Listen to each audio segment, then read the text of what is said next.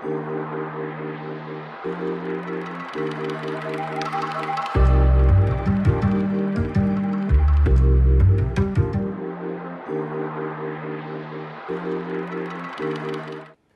cabe en duda que IPS es una institución extremadamente importante en Paraguay. No solamente desde el punto de vista social, por todo lo que significa el tema de jubilaciones y el tema de prestaciones de salud, sino también por el impacto económico que tiene en nuestro país, digamos. Hoy queremos entender un poco mejor cómo funciona IPS y un poco también estas nuevas regulaciones que van apareciendo en cuanto a su funcionamiento. Por lo cual hemos invitado a Benigno López, presidente de IPS. Muchas gracias, Benigno, por acompañarnos, y a Pedro Aley, que es el gerente de prestaciones económicas del IPS. Y un poco arrancando en el tema, empezar entendiendo cómo funciona realmente IPS cuando recibe los recursos. Estamos hablando de una persona, un trabajador en situación de dependencia que hace un aporte al IPS. ¿Ese aporte a dónde va? ¿Cómo funciona eso? Bueno, muchas gracias por la invitación. Antes que nada, es un gusto poder hablar de IPS, que así como decís, es una entidad emblemática y muy importante, sobre todo porque está en el momento o en los momentos más necesitados del ciudadano, cuando tiene enfermedad o cuando ya dejó de trabajar. Claro. Y espera que IPS, una entidad donde se ha hecho el aporte de manera regular y habitual durante todo el tiempo de su vida activa, le preste los servicios que reclama, ¿verdad? IPS funciona con el financiamiento en principio pensado tripartito del trabajador, el empleador y el Estado. Existe una deuda pendiente con el Estado histórica de 70 años que no se ha podido todavía cristalizar. Hay explicaciones fiscales, macroeconómicas, por qué no se hizo. La realidad es que no se hizo, ¿verdad? Y del punto de vista del empleador y el trabajador, del trabajador se le descuenta el 9% directo de su salario. Okay. Y al empleador se descuenta alrededor del 14% de su salario. Con eso se financia IPS. Entonces, el 9% del empleado, 14%, y el Estado tenía que haber aportado 1,5% sobre el 14%. Sobre el 14%, que es lo que no se aportó. Que es lo que no se aportó. Lo otro sí. Lo otro sí.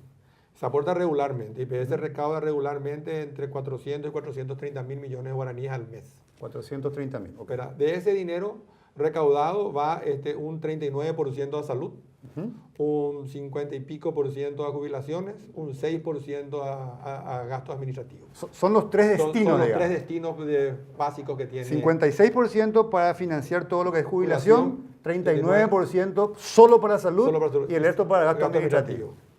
Así se financia IPS y así funciona. Los fondos se manejan de manera separada, aunque dentro de un mismo patrimonio. Okay. O sea, el patrimonio que es IPS. No se mezclan. No se mezclan. Hay una prohibición expresa en la ley de transferir fondos para financiar a otro fondo. No se puede hacer, la ley lo prohíbe. Y a fin de año se generan los superávits del ejercicio, ¿verdad? Donde van constituyéndose las reservas financieras. Las reservas financieras, las reservas técnicas fueron constituyéndose a lo largo de la vida de IPS y registra un aumento importante en los últimos 10 años. Del 2006, que había aproximadamente 200 millones de dólares como reserva financiera de IPS, hoy hay alrededor de 1.700 millones de dólares que sirven para sostener la vida del jubilado en el futuro. Claro, esas reservas que mencionas de 1.700 millones de dólares son básicamente de este fondo de jubilación, ¿verdad? Y de salud. También el salud tiene sus reservas. También se confluyen todo el patrimonio a fin de cada ejercicio, ¿verdad? Okay. Y salud en los últimos 10 años, menos el 2012, ha generado excedentes de salud que fueron transferidos a la reserva financiera IPS. Y ahí se convierte en un fondo diferente e independiente a los dos fondos, ¿verdad? Son las reservas financieras IPS que están para financiar básicamente la jubilación del mañana.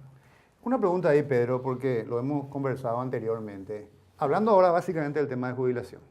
Se supone entonces que la gente aporta su jubilación para que en un momento dado de su vida, cuando se retire, reciba un beneficio mensual, un salario mensual, digamos, en concepto de esa jubilación. Sí. Hay más o menos, me explicabas, 45.000 personas hoy que reciben esa jubilación, y hay una cantidad, ¿cuánta gente aporta? Más o menos. Hoy en día la relación es 11-1 aproximadamente. Estamos hablando de 550.000 cotizantes al régimen general, que es el que provee jubilaciones y pensiones, y 45.000, un poco más ya de beneficiarios. La relación es 11-1, es muy buena. Con lo cual todavía hay mucho dinero sobrante para el futuro, y ese dinero se invierte en el sistema financiero para obtener una renta que permita en el futuro pagar, ¿verdad?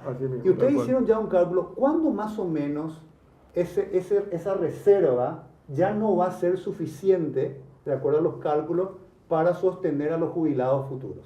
Mira, los estudios actuariales, que son los estudios específicos que nos dicen, nos marcan ese horizonte actuarial, son coherentes en los últimos años en que sin hacer ninguna reforma estructural o paramétrica hoy, sin hacer nada, el horizonte actuarial está ubicado en la década del 2040.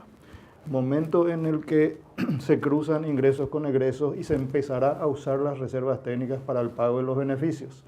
O sea que el horizonte actuarial de IPS está allá a 25, 30 años en el futuro. Tenemos ese margen de maniobra de tiempo para hacer las reformas estructurales o paramétricas. Entonces, 2040 más o menos, lo que ingresa el aportante va a ser igual a lo que ingresa para los jubilados.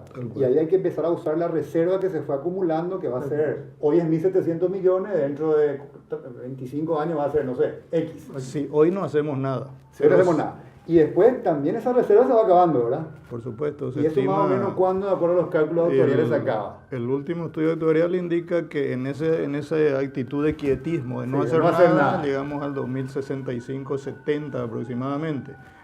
Haciendo las reformas paramétricas. Las reformas paramétricas son aquellas que se refieren a la edad de retiro, que se refieren a la tasa de aporte, se refieren a el periodo de tiempo que se toma para calcular el haber jubilatorio, que hoy es 3 años, que es absolutamente desfasado con la realidad. Esas son las reformas paramétricas que hacer, o la tasa de sustitución. IPS es la caja que en el mundo paga 100% del promedio los últimos 3 años. En otros países está entre el 30 y el 40%. Esas son las reformas que pueden alargar ese periodo. Lógico, que hay que hacerlas ahora con la debida antelación, porque los plazos en seguridad social son generacionales. No vamos a ver efecto en 5 años, vamos a verlos en 25 años. Porque cuando se acaban esas reservas, ya el dinero tiene que salir de los impuestos, ¿verdad? Del Estado, porque no se puede quedar la gente sin jubilación, eso sería impensable. Ese es más o menos el tema. 2040... ingresos y egresos se juntan, 2060 no hay ningún cambio, y después ya entra el Estado. Ahora, eso con jubilación. Sin embargo, Benigno, un poco lo que siempre se debate con más fuerza en tema de IPS es el tema de salud. Sí. Digamos que este fondo tiene todavía, hay que hacer los cambios, hay que estudiarlo, pero parece que la gran parte de la discusión está centrada en salud. ¿Cómo es el tema en salud? En salud hoy nosotros tenemos heredado un déficit importante, ¿verdad? Así como te estaba diciendo que los últimos 10 años, menos el 2012, se generaron excedentes en el Fondo de Salud que fueron transferidos a las reservas financieras dentro del marco de la ley. También se fue generando deuda en los últimos años. Y hoy IPS registra una deuda acumulada de 530.000 millones de guaraníes aproximadamente con la industria. 530.000 millones de guaraníes que va aumentando cada día por el manejo y por las necesidades que tiene IPS. ¿Y no puedes usar tu excedente que me decís que tuviste para pagar esa deuda? Estamos viendo si eso es posible, porque eso afecta a un análisis contable y jurídico de cómo hacer un recupero de ese excedente que se hizo por una gestión inadecuada desde el momento que había una deuda que se estaba generando. Sí, ese excedente ya pasó a engrosar la reserva y ahora yo no puedo utilizar para pagar las deudas de mi programa de salud. Y en principio no. En principio no, estamos haciendo un análisis jurídico y financiero al respecto si es viable y generar un problema, porque lo que también hay en IPS es un gran desconocimiento de cómo funciona IPS. Me declaro el primer ignorante. Antes de venir a IPS yo no entendía y tenía la misma percepción de la gente. ¿Cómo es posible que tengan 2.000 millones de dólares? Porque también tenemos 1.000 millones de dólares en activos fijos, ¿verdad? En propiedades. Y que falten medicamentos, que falten hospitales. Ese es el clásico que hasta yo, a la medida que fui aprendiendo con la gente de IPS, empecé a entender que el problema es mucho más complicado que un balance y un patrimonio solvente como tiene IPS hoy, pero con grandes problemas hacia atrás y hacia adelante si no se hacen las reformas. Pero dicho esto, yo creo que el déficit más importante al cual tenemos que apuntar y al cual estamos apuntando de la administración de IPS es a la gestión, ¿verdad? Hay un déficit en la gestión que hace que se compre mal, se compra a destiempo, y no haya un control preciso de todo lo que IPS provee y de todo el menú de servicios y de prestaciones que dan la salud. Nosotros estamos pensando con ese proceso de control que empezó primero con los recursos humanos en la época cuando empezamos a detectar que había mucho ausentismo, ¿verdad? Y continúa ahora con el tema sobre todo los medicamentos llamados los medicamentos catastróficos, ¿verdad? Nosotros creemos que hay un ingreso importante y vamos a tener los números en las próximas semanas de ciudadanos paraguayos que ante la falta de una cobertura universal del Estado, algo accesible, ingresan al seguro de IPS, porque IPS es el único que está a la hora de la necesidad real. Para cubrirte todo. Como solemos decir nosotros y con el respeto de todos los otros prestadores médicos, el resto sirve cuando hay llovizna, pero cuando hay tormenta, IPS es el que está, ¿verdad? Entonces hay un incentivo perverso de que en la naturaleza humana, si vos tenés un problema, buscar de alguna manera de resolver, ¿verdad? Entonces estamos viendo, nosotros creemos que apretando los controles, apretando la gestión, el déficit va a ser menor. Entendiendo también cómo funciona la ley. ¿Qué pasó también en los últimos años? Que yo creo que también es un error conceptual muy grande. Mira, hay una confusión terrible que trajo la ley del 92, con la que vino con la mejor intención de fortalecer IPS, pero terminó debilitándolo. ¿Qué pasa, verdad? Históricamente, ¿cómo se financió IPS? ¿Cómo financió el cumplimiento de sus fines, ¿verdad? Los fondos, las reservas financieras se utilizaron siempre para la construcción de los hospitales. Así se hizo siempre en IPS, ¿verdad? Se hicieron los hospitales que hoy tenemos y que son los únicos que tenemos. En el 92 se dejó de invertir en los hospitales, se dejó de invertir en la infraestructura. ¿Por qué? Porque se pensó, y se piensa hasta hoy, que la reforma fue para fortalecer el sistema de jubilación y ya no hay una autorización para hacer ese tipo de inversiones y se confundió la inversión en un patrimonio, la inversión en el patrimonio que va a ser acrecentado con lo clavado y plantado, se confundió con un gasto y se lo asoció. Todos esos gastos de salud tienen que financiar salud. Ok, lo que me está diciendo es que en el 92 Sí. la reforma implicó, dice, todo lo que tenés en reserva ya no podés utilizar ni siquiera en las inversiones de hospitales, por ejemplo, para salud. Así y se entendió. tenés que invertir en otro lugar, tenés que invertir en CDA, tenés que invertir en el sector financiero, pero no podés tocar de ahí para salud. Así mismo se entendió.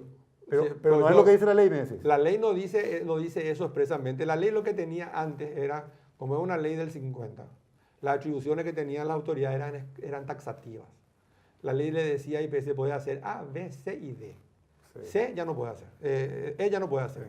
Lo mismo ocurre con otros problemas que tiene IPS. A, B, C, D y E, eso puede hacer. La del 92 es una atribuciones como serían no enunciativas, sino meramente declarativas. Puedes hacer todas las inversiones que vos quieras dentro de un programa de inversión. Porque ¿qué pasa en el 92? Yéndote un poco a la historia. Del 92 hacia atrás, IPS tenía todos sus recursos en el Banco Central, que no le generaba intereses. Okay. Se liberan los fondos en el 92 y esos fondos se empiezan a colocar en el sistema financiero o en operaciones que hace IPS. Sí. Entonces, la ley quiere acompañar a eso y dejar en la mano del Consejo de Administración los programas de inversión para manejar esa masa importante de dinero que había que invertir, ¿verdad?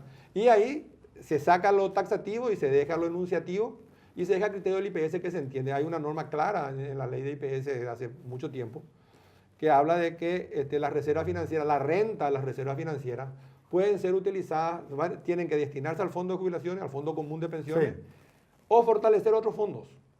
Entonces, a criterio de ustedes, la ley sí les autoriza, por ejemplo, hacer inversiones en hospitales. Para mí siempre autorizó. Por eso, siempre autorizó para mí hacer inversiones en hospitales, sí, con esta reserva que se tiene dentro de IPS. Sí, te termino la idea para que quede claro. Esa es mi interpretación legal, ¿verdad? Sí. Esa discutimos mucho en el Consejo, sí, discutimos mucho con los asesores, con personas como Pedro que conoce IPS. ¿Y qué pensamos? Es muy lindo tu pesebre, pero tu interpretación nomás, presidente. Okay. Busquemos una cobertura legal y salgamos desde la interpretación que tengamos a una claridad normativa. Y una claridad normativa para que no venga en la administración con el dinero del lunes, con el diario del lunes y te diga todo lo que hiciste tan mal. Y esa es la ley ahora. Esa es la ley. Vamos a volver enseguida sobre eso. Un momento, vamos a la pausa y volvemos a analizar este tema.